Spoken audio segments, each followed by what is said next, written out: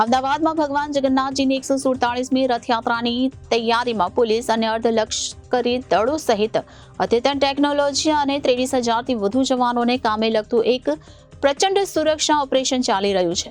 સુરક્ષાના પગલાઓમાં CCTV camera, સજ્જ વાહનો, શરીરથી પહેરેલા camera, drone, GPS systems, emergency call boxes, portable pole અને જાહેર સરનામું પ્રણાલીઓ જેવા કે સાધનોની શ્રેણીનો સમાવેશ થાય છે। અમદાવાદમાં ભગવાન જગન્નાથજીની 147મી રથયાત્રાને લઈને સઘન સુરક્ષા વ્યવસ્થા ગોઠવવામાં આવી છે। પોલીસ કંટ્રોલ રૂમ સાથે તાત્કાલિક સંચાર માટે લાલ બટન દ્વારા સક્રિય કરાયેલા ઉચ્ચ રિઝોલ્યુશન કેમેરાથી સજ્જ જગન્નાથ મંદિરના દ્વાર પર આ વર્ષે એક નોંધપાત્ર ઉન્નતિએ ઇમરજન્સી કોલ બોક્સની સ્થાપના કરી છે। રૂટ પર 12 સ્થળોએ 26 કેમેરા અને પોર્ટેબલ પોલ, ખાનગી દુકાનના માલિકો દ્વારા સંચાલિત 1400 સીસીટીવી કેમેરા સાથે વ્યાપક દેખરેખ પૂરી પાડે છે। 3-4 કિલોમીટરમાં 10-12 કલાક સતત ઉડાન ભરવામાં સક્ષમ ભીડના વિસ્તાર અને છત પર નજર રાખવા માટે નિંજા ડ્રોન અને ખાનગી ડ્રોનને પૂરક બનાવે છે। તેઓ ભીડની હિલચાલ પર રિયલ ટાઈમ અપડેટ ઓફર કરે છે, ઇવેન્ટ દરમિયાન સુરક્ષામાં વધારો કરે છે, લાઈવ મોનિટરિંગ તમામ રથ અને વાહનોની સલામતી સુનિશ્ચિત કરે છે। ભીડના કિસ્સામાં માર્ગો સાફ કરવા માટે ઝડપી પગલાં લેવામાં આવે છે। ઇવેન્ટ દરમિયાન પગપાળા ટ્રાફિકમાં વધારો થવાની ધારણામાં નિર્ભયા પ્રોજેક્ટ હેઠળ વધારાના ઇમરજન્સી કોલ બોક્સ ઇન્સ્ટોલ કરવા માટે નક્કી કરવામાં આવ્યા છે, જે ઉચ્ચ પદયાત્રીઓની પ્રવૃત્તિ ધરાવતા વિસ્તાર પર ધ્યાન કેન્દ્રિત કરે છે।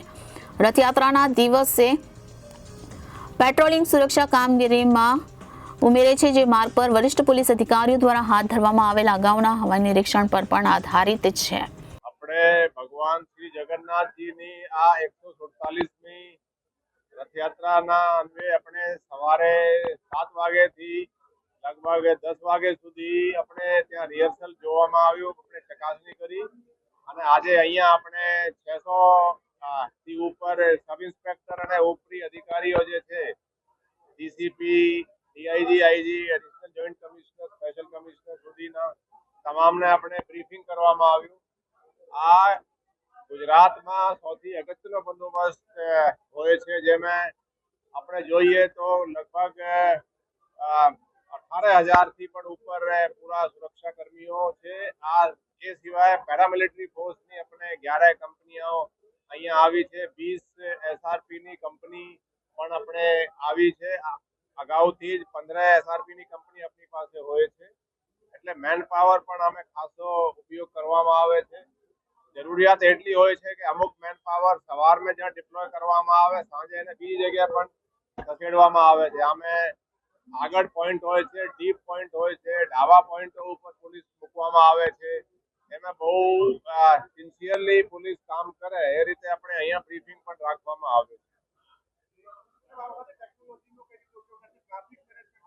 આ આપણે જે મોટો એમાં ચેલેન્જ હોય છે એ ખાસ કરીને જે ટ્રાફિકનો હોય છે એ અડચણ પણ નહીં થાય, સ્મૂથલી બંદોબસ્ત એને મૂવિંગ બંદોબસ્ત જે છે એ આપણે ક્રાઇમ બ્રાન્ચના સુપરવિઝન હેઠળ હોય છે। અમે ટ્રકોની સિક્વન્સ જળવાય, એને પ્રોબ્લેમ નહીં થાય। આ સિવાય ટેકનોલોજીનો પણ આપણે ઉપયોગ આ વખતે, આમ તો દર વખતે વધતા જાય છે, આ વખતે આપણે ખૂબ જ વધ્યા છે।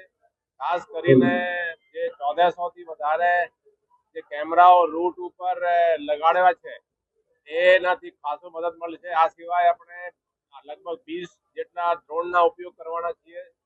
ડ્રોન એટલે આ ડ્રોન હોય આપણે જે બેલૂન છે એના ઉપર પણ આપણે ઉપયોગ કરવાના છીએ। એના નીચે સીસીટીવી હોય છે।